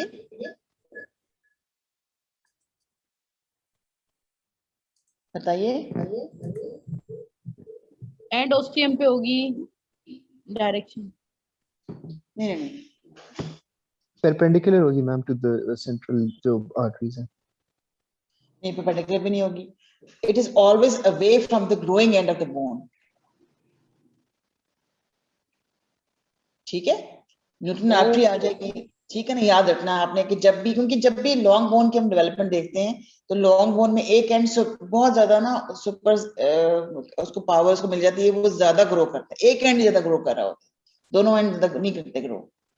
long bone एक तरफ ज्यादा ग्रो कर रही होती है, तो जो है ना न्यूटन फॉर्मूला हमेशा उस ग्रोइंग एंड से ऑपोजिट रन कर रहा होता है, ये एक फॉर्मूला है, it's always away growing directed towards the against the opposite to the growing end. अब आर्टरीज देखिए लॉन्ग बोन से कहां से आ रही हैं, यहाँ से हम इसको ब्रीफली देख लेते हैं। एपिफिजियल आर्टरी है, ठीक है, फिर मेटाफिजियल आर्टरी है, फिर पेरियोस्टल आर्टरी है, और फिर न्यूटन आर्टरी है, ठीक है। पेरियोस्टल आर्टरी मसल से आती हैं, जो मसल जितने भी इंसर्ट होंगी ऊपर उनसे आती हैं। न्यूटन आर्टरी जो पास से आर्टरी गुजरी है वो एक न्यूटन आर्टरी थी, जब भी पढ़ा था हमने ब्रेकल आर्टरी न्यूटन आर्टरी देगी, ह्यूमरस में फलानी आर्टरी वहां पर जा रही है तो रास्ते में न्यूटन आर्टरी देगी, न्यूटन के नाल में जाएगी, ठीक है, न्यूटन नाल में जाके वो मेडुलरी आर्टरीज में डिवाइड करती है, जो कि सेंट्रल और कॉर्टिकल ब्रांचेस में जाती है। It's not important for you, पर आपको लॉन्ग बोन की ये सिर्फ पता होना चाहिए कि ये एपिफिजियल आर्टरी है, जो कि बिल्कुल एपिफिसिस को स्ट्रांग करेगी। एपिफिजियल आर्टरी में से कौन सी आर्टरीज आती है, बेसिकली जो कि जो आर्केड बनता है ना जॉइंट के आगे पीछे, वहां से आ रही होती है। फिर मेटाफिजियल आर्टरीज होती हैं, और जो कि मेटाफिजिस को सप्लाई करती हैं, और पेरियोस्टियल जो होती हैं basically they are supplying the diaphysis, ठीक है। एपिफिजियल आर्टरीज जो है पेरियार्टिकुलर वेस्कुलर आर्केड से आएंगी, मेटाफिजियल जो है वो नेबरिंग वेसल से आएंगी, ठीक है।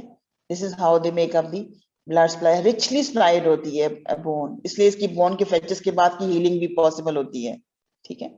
अब ये देखेंगे यहाँ पे, you can appreciate कि यहाँ पे this is the this is the articular cartilage, ठीक है, and this is the epiphysis, ठीक है। और यहाँ पे जो है ना ये वाला पोर्शन जो होता है हम उसे कहते हैं ये मेटाफिजिस है, और नीचे सारा डायफिजिस होता है, ठीक है। अब ये जो मेटाफिजियल आर्टरी हैं और एपिफिजियल आर्टरीज होती हैं ये आपस में एनास्टमोज कर रही हैं, ठीक है। ये जो लाइन है ना इसको हम कहते हैं एपिफिजियल लाइन। जब ये एपिफिजियल लाइन अडल्ट में ये बोन ग्रो कर गई पूरी, और ग्रो के बाद यहाँ पे क्या होता है एपिफिजियल लाइन की जगह पे पहले जब बोन डेवलप हो रही होती है तो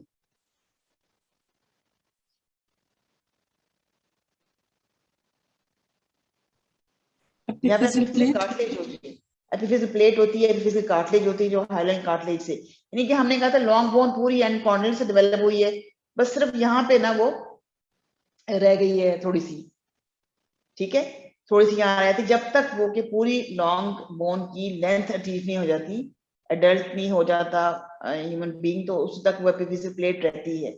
तो जब एपिफिजियल प्लेट खत्म हो जाती है तो it is replaced by epiphyseal line. तो एपिफिजियल लाइन बनने के बाद आपस में कम्युनिकेशन नजर आ रहा है आपको, उससे पहले जब एपिफिजियल प्लेट बीच में होगी तो जो एपिफिजियल आर्टरीज हैं और मेटाफिजियल आर्टरीज हैं इनकी आपस में कम्युनिकेशन नहीं होती है, ठीक है, समझ आ गया।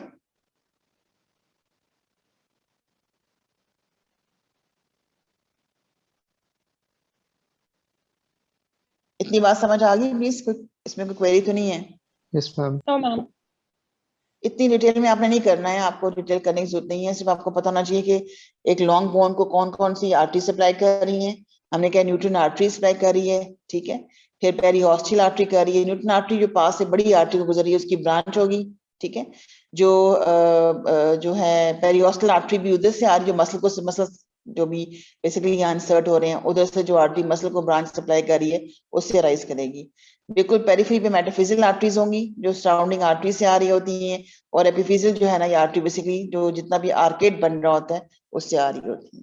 जब एपिफिजियल लाइन प्रेजेंट होगी तो आपस में इनका ये एनास्टोमोसिस नजर आता है। अगर एपिफिजियल लाइन नहीं होती है, बच्चों में जिस तरह से नहीं होती है, एपिफिजियल प्लेट होती है, इसीलिए क्या होता है कि वो इनमें जो है ना इन्फेक्शन ज्यादा कॉमन हो जाती है बच्चों में, जब जॉइंट्स पे चोट वगैरह लगती है तो एपिफिजियल प्लेट की वजह से जहाँ पे इन्फेक्शन जो है ना वो बिल्कुल आइसोलेशन में आ जाती है, ठीक है। Venous drainage is not important, इतनी इम्पोर्टेंट नहीं है, बस आपको बताना चाहिए मिडिल आर्टरीज के साथ साथ ये got central petal and the cortical branches, ये सारी की सारी सेंट्रल वेनस साइनसेस है ना जो कि मेडुलरी कैविटीज में जो कि बोन मैरो के अंदर प्रेजेंट होते हैं वहां जाके ड्रेन करते हैं। मिनिएचर जो बस इमेच्योर लॉन्ग बोन्स है उनकी भी ऐसी होती है जैसे लॉन्ग बोन्स की होती है, ठीक है। अब देखेंगे इसमें मैंने बताया आपको epiphyseal and metaphyseal arteries they enter on both side of the growth plate with anastomosis between them being few और एब्सेंट, ठीक है ना। तो जब ग्रोथ प्लेट प्रेजेंट होती है तो आपस में एनास्टोमोस नहीं करती हैं, जो हमने पीछे पीछे देखी थी वो ग्रोथ प्लेट खत्म होके एपिफिजियल लाइन रह गई है, ग्रोथ कंप्लीट हो गई है। ये हम इमेच्योर बोन की बात कर रहे हैं। जब इमेच्योर बोन होती है दोनों आर्टरीज आपस में एनास्टोमोज नहीं करती, बल्कि जो ग्रोथ प्लेट है उसकी सारा सोर्स ऑफ ब्लड सप्लाई जो होता है ये दोनों आर्टरीज होती हैं, यानी कि एपिफिजियल आर्टरीज और मेटाफिजियल आर्टरी।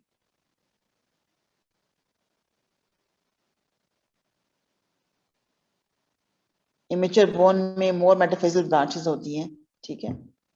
और जो young periosteum it is very vascular, ठीक है। Then we have got the ossification. ये थोड़ा सा हमने पहले भी डिस्कस किया है कि प्राइमरी ऑसिफिकेशन सेंटर क्या होता है और सेकेंडरी क्या होता है। प्राइमरी जो होता है हमेशा फर्स्ट टू अपीयर होता है, ठीक है, प्रीनेटल लाइफ में। और जो सेकेंडरी होता है it's the area of ossification that appears after the primary centre, जो ऑलरेडी अपीयर हो चुके होते हैं। ये एडोलेसेंट लाइफ में आएगा या पोस्ट नेटल पीरियड में आता है। ये हमने डिस्कस कर लिया इंटरमेमोरस ऑसिफिकेशन एंड कॉन्ड्रल। इंटरमेमोरस में वही हमने एग्जांपल बताई है स्कल बोन्स की, ये हमें याद रखनी है। Frontal, parietal, temporal, occipital bones हैं। क्लेविकल एक्सेप्शन हमें याद रखना है वो लॉन्ग बोन, मगर यहाँ पे वो इंटरमेमोरस जो है ना वो डेवलप हो रही होती है, ठीक है। दिस इज हाउ ये पिक्चर प्रेजेंट कर रही है कि यहाँ पे कैसे हमारे पास आप देखेंगे पहले मेसेनकाइम था, ठीक है। ये जो ऑसिफिकेशन सेंटर होता है ना बेसिकली ये ब्लड सप्लाई, यहाँ ब्लड पहुंची ना, ब्लड वेसल पहुंची, साथ ये ऑस्ट्रोजेनिक सेल्स ले आती है। They start laying down the cells and the fibre osteoid, ठीक है। और ट्यूबरकुलेट बनना शुरू हो गए and development of periosteum, spongy bone and the compact bone. हमने कहा था कि 2 लेयर्स होंगी कॉम्पैक्ट की और दरमियान में स्पॉन्जी होगी, इसको हम डिप्लॉय कहते हैं, ठीक है।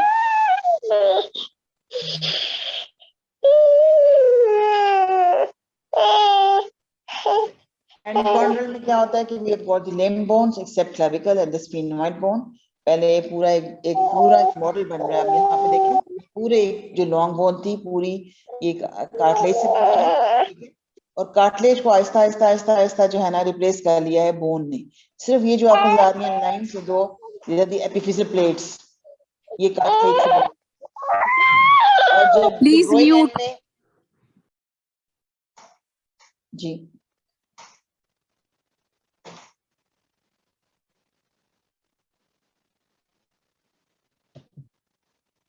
कर सब चला गया।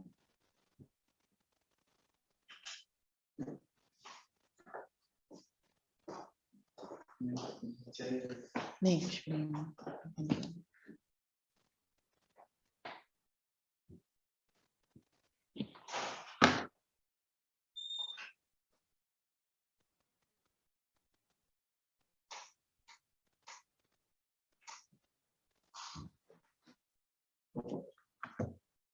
आगे ठीक है, आपको नजर आ रहा है कि सारी जो है ना वो हाइलैंड कार्टिलेज का मॉडल बना था और इवेंचुअली जो है ना it is replaced by the all bone, ठीक है। This is the end Cornell ossification. बिल्कुल भी ऐसा नहीं होता कि पहले बोन थी, पहले कार्टिलेज था, फिर वो चेंज होके बोन सेल बनेगा, ऐसा नहीं होगा। उसको रिप्लेस करेगा bone forming cell. This is how the end corneal ossification is taking place. अब आप यहाँ पे देखें this is the epiphyseal plate, ठीक है, जो ग्रोइंग एंड होता है बेसिकली। इसको हम ग्रोइंग एंड कहते हैं कि म्यूटेंट फोरामेन जो है ना वो away from the growing end होता है, ठीक है। तो ये जो जोन नजर आ रहा है आपको, जिसको बाद में जब ग्रोथ पूरी हो जाएगी अडल्ट्स में it is replaced by the epiphyseal line, ठीक है। ये लॉ ऑफ ऑसिफिकेशन है। Epiphysis which appears first is last to fuse except fibula, ठीक है। फिबुला के अलावा जो है ना वो सारे जो है ना वो लास्ट में जो है ना वो फ्यूज होंगे, यानी कि प्राइमरी जो है वो लास्ट में फ्यूज होगा। फिर न्यूटन कैनाल में आपको directed away from the growing end होता है, तो ये एक हम यूज करते हैं from the knee I flee and the elbow I go, ठीक है। इसे याद रखना है कि एल्बो से जाते हैं और नी की तरफ फ्ली करते हैं। इसका मतलब ग्रोइंग एंड्स कौन से होंगे? आवाज आ रही है आपको? Yes ma'am. ठीक है ना, जो हम फिर जब भी न्यूटन कैनाल जो होगा it will be directed away from the growing and, जो ग्रोइंग एंड होगा उससे उसका डायरेक्शन दूसरी तरफ होगा, These are the different factors which affect the ossification. Age है, सेक्स है, न्यूट्रिशनल स्टेटस है, फीमेल मेल में डिफरेंस आता है, एज के बाद मेनोपॉज का इफेक्ट है, रेशियल है, जनरल हेल्थ है, नर्व्स जो होती हैं they have basically the complex autonomic and sensory innovation is present, ठीक है ना, एंड फाइन माइनेटेड और अनमाइनेटेड एक्सॉन्स होते हैं, दे accompany the nutrient vessels into the bone marrow, ठीक है, they lie in the perivascular space of the Hirschsprung canals, ठीक है. न्यूमरस कहाँ पे न्यूमरस होती हैं, articular extremities of long bones पे, वर्टिब्रा पे, लार्ज फ्लैट बोन्स पे, पेरियोस्टियम पे. क्लिनिकली फ्रैक्चर्स क्या होते हैं, they are basically break in the continuity of the bone, ठीक है. They can be simple fractures, they can be compound fractures, multiple अगर हो जाते हैं तो और कम्युनिकेट करते हैं, बाहर की तरफ भी प्रोजेक्ट कर रहे हैं, ठीक है. हेयर लाइन और ग्रीन स्टिक फ्रैक्चर्स मोस्टली जो होते हैं, जो कि विजिबल एक्सरेस पे नहीं होते, तो वो they are in children, common in children.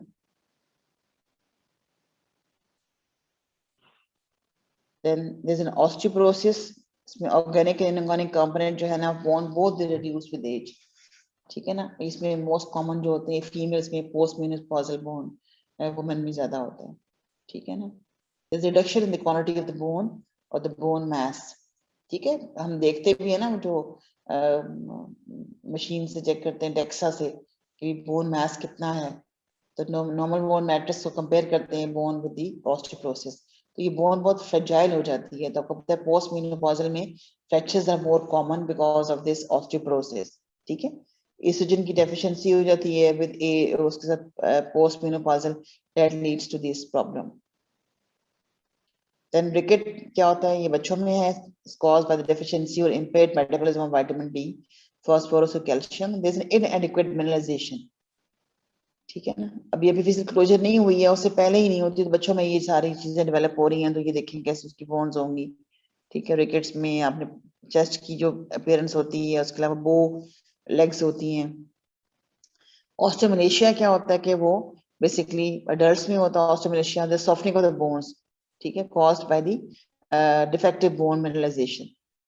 इसमें inadequate levels of available calcium phosphate है, nutritional deficiencies हो गई, sunlight की deficiency होती है विटामिन डी की वजह से, and leading to the अगर reabsorption ज्यादा हो रही है इन सब minerals की, calcium और phosphorus की, that basically occurs in the weight bearing areas, ठीक है.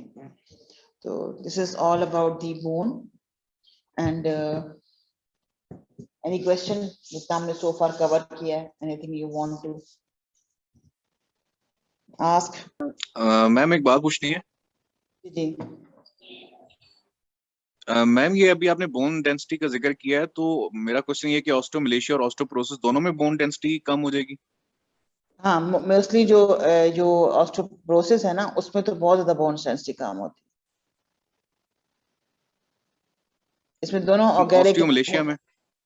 ऑस्टियोमलेशिया में भी होता है. ऑस्टियोमलेशिया में तो सॉफ्टनिंग ऑफ बोन्स हो जाएगी ना, मतलब इसमें जो आपका जो ऑर्गेनिक कंपोनेंट है मोस्ट प्रोबब्ली वो मगर मिनरल्स ना हो, इसमें इनएडिक्वेट लेवल्स ऑफ अवेलेबल फॉस्फेट्स और कैल्शियम आते हैं ना. आपको पता, आपने पढ़ा है इतनी कब से, बचपन से पढ़ते आ रहे हैं हम तो, कि ऑस्टियोमलेशिया. आपको याद है कि हम जब हम लोग शुरू में पढ़ते थे, हम कहते थे कि जो कश्मीर में बहुत कॉमन होता है, जो मॉडर्न एरियाज में स्पेशली पर्दा ऑब्जर्विंग लोग होते हैं, they stay inside the females and they start developing osteomalacia. ऐसे था ना कि they are not exposed to sunlight, तो इसमें या फिर इंक्रीज रीअब्जॉर्प्शन फ्रॉम बोन, जो ऑस्टियोक्लास्ट जो एक्टिविटी ज्यादा हो जाए तो उसकी वजह से भी हो जाता है ऑस्टियोमलेशिया.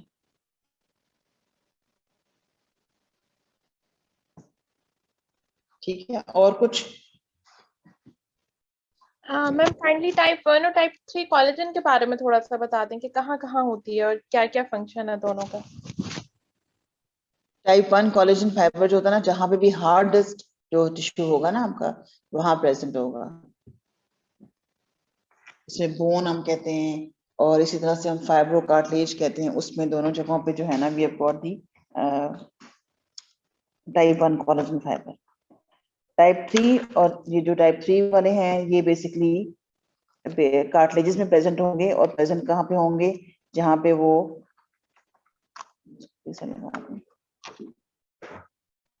इलास्टिक कार्टिलेज में। तो मैम जब हम वुंड हीलिंग की बात करते हैं उसमें कौन सा कोलेजन होता है? बोन हीलिंग, बोन में हमने कोलेजन टाइप 1 पढ़ा है ना, कि कोलेजन टाइप 1 होगा बोन हीलिंग जब होगी। ये अपनी वाली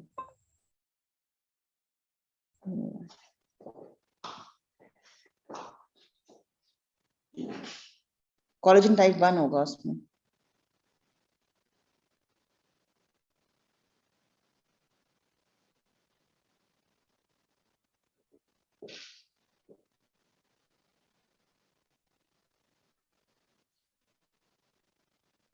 बोन हीलिंग में ज्यादा चीज क्या इंपॉर्टेंट होगी, पेरियोस्टियम का होना। पेरियोस्टियम के बाद आप देखेंगे, ये देखिए यहाँ पे केलस फॉर्मेशन, रीमॉडलिंग ऑफ बोन नहीं हो रही। अच्छा नहीं हो रही, क्यों नहीं हो रही?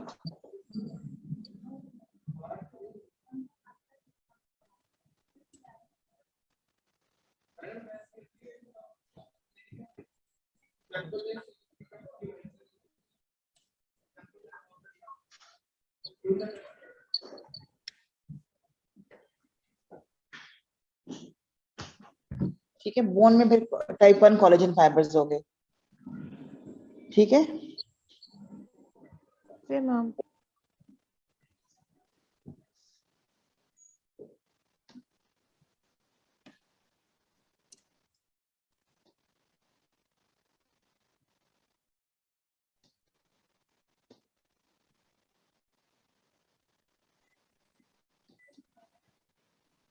स्क्रीन तो शेयर हो रही है ना। अब देखिए यहाँ पे कुछ एमसीक्यूज हैं, थोड़े से मैं वो आपसे डिस्कस करना चाहती हूँ कि इसमें आप बताइए middle portion of immature bone में से कौन से क्रिस्टल ज्यादा होंगे? मैम आपकी साइट जो है ना वो ऑस्टियोपोरोसिस वाली शो हो रही है। ये इसमें कैसे शेयर करेंगे जी?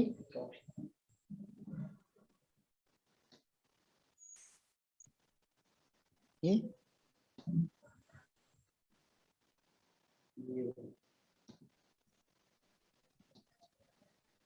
अब नजर आ रही है आपको? Yes ma'am. ये थोड़े से बस एमसीक्यूज हैं, इसमें middle portion of mature bone के बारे में आप बताइए कौन से होंगे।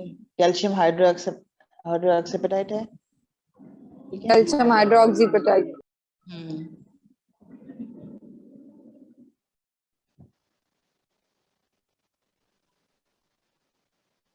ये कौन से होंगे? वॉकमैन्स कैनाल। वॉकमैन्स कैनाल होंगे, ठीक है।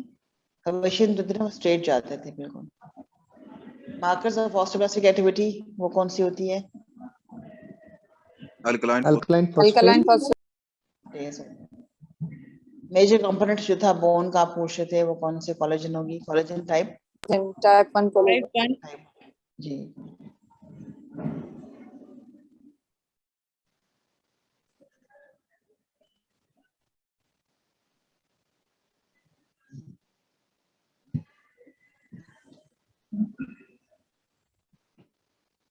किसकी डिफेक्टिव एक्टिविटी होगी?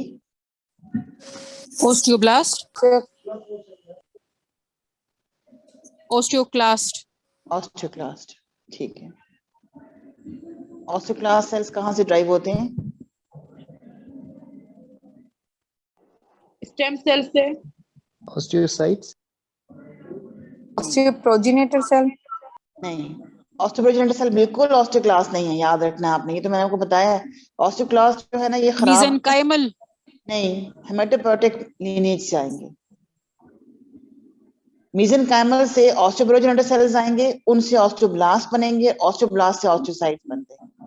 ये बिल्कुल डिफरेंट है। ये जो मल्टीन्यूक्लिएटेड सेल थे जो हमने कहा था कि बोन को रिजॉर्ब करते हैं, इनका हाउस शेप लेकिन नहीं बनता है, ये बोन को रिजॉर्ब करते हैं, खाते हैं बोन को और मिनरल्स को रिलीज करते हैं ब्लड के अंदर, ठीक है। बोन के मैक्रोफेजेस हैं। हाँ हाँ, समझो मैक्रोफेजेस हैं बिल्कुल। डेफिशिएंसी ऑफ विटामिन सी जो होती है leads to scurvy, which is a characteristic of stunted growth, decreased bone density in X-ray. Vitamin C is essential for the synthesis of collagen fibers. collagen fibers. इसलिए हम जब हाँ जब हमारी surgeries होती हैं तो हम कहते हैं जी गोश्त खाएं, विटामिन सी का इंटेक करें, तो दोनों मैकेनिज्म में रिक्वायरमेंट होती है हीलिंग के लिए। ऑस्टियोपोरोसिस जो है वो डिक्रीज बोन मास, याद रखना है आपने, ठीक है, डिक्रीज बोन मास, इसी से आइडेंटिफाई करते हैं इसको। ओके मैम, अगर डेंसिटी आ जाए तो? हाँ डेंसिटी भी ठीक है, अब डेंसिटी भी कह सकते हैं, मगर मोस्टली ये बोन मास को, डेंसिटी ही से मास बनता है ना, तो आपको अगर बोन मास ही बताना है। ठीक है मैम, थैंक यू। स्पेक्यूल्स और स्पॉन्जी बोन जो होते हैं, they are basically Sharpie fibers. Trabeculae. जब we should think spongy bone के अंदर जो स्पेक्यूल्स बने बोन्स के, वो बेसिकली दे आर दी ट्यूबेकुलेस, ठीक है। इमेच्योर बोन को हम और भी एक लफ्ज यूज करते हैं, cancellous bone. No, woven bone, woven bond. Woven bones. ठीक है। वीव से याद रखे ना, जैसे बना रहे होते हैं, सी रहे होते हैं, तो वो शुरू में मेच्योर सी बोन है। अनमिनरलाइज्ड बोन मैट्रिक्स था जो कि ऑस्टियोब्लास्ट ने लेट डाउन किया था, दैट इज दी ओस्टियोइड। ऑस्टियोइड, ठीक है। ये थोड़े से एमसीक्यूज हैं। आज हम जो सेकंड कंपोनेंट था वो हमारा सर्कुलेटरी सिस्टम का था, वो हम उसको कल कैरी फॉरवर्ड करेंगे, कल इंशाल्लाह क्विकली करेंगे, क्योंकि मुझे थोड़ी सी ऑफिशियल कमिटमेंट है, तो आई होप सो कोई प्रॉब्लम नहीं होगी। इंशाल्लाह हम कल कवर कर लेंगे। कल हमने एपिथेलियम भी कवर करना है, और आपकी और क्या चीजें हैं,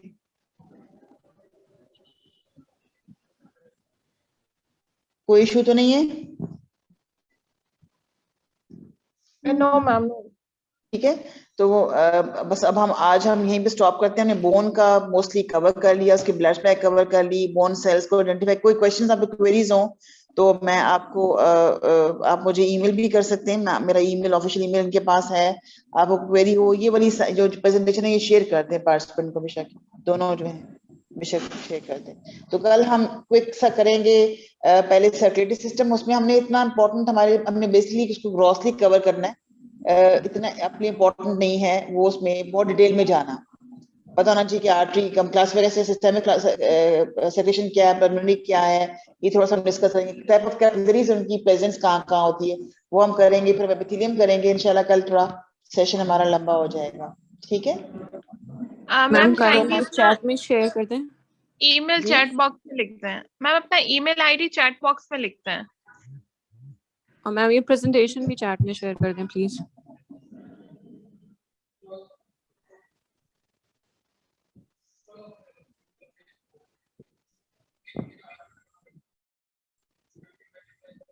ये शिफ्ट है, कौन सा शिफ्ट है आपका?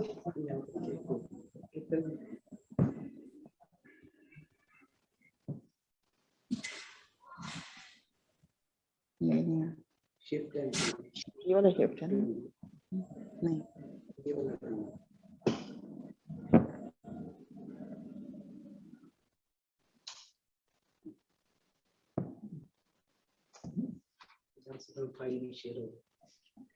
यहाँ से अब ये शेयर कर देंगे प्रेजेंटेशन। Thank you ma'am. हम थैंक यू सो मच, ये शेयर कर लेते हैं कल इंशाल्लाह हम। मैम प्लीज अपना ईमेल शेयर कर लें। कर दिया मैंने। मैम ने कर दिया है, चैट बॉक्स में ओके देखें। Okay, thank you. Not need any questions, MCQs, anything you can communicate with me. आज मुझे हमारे इजिप्शियन डेलीगेशन आ गया है, I have to be there.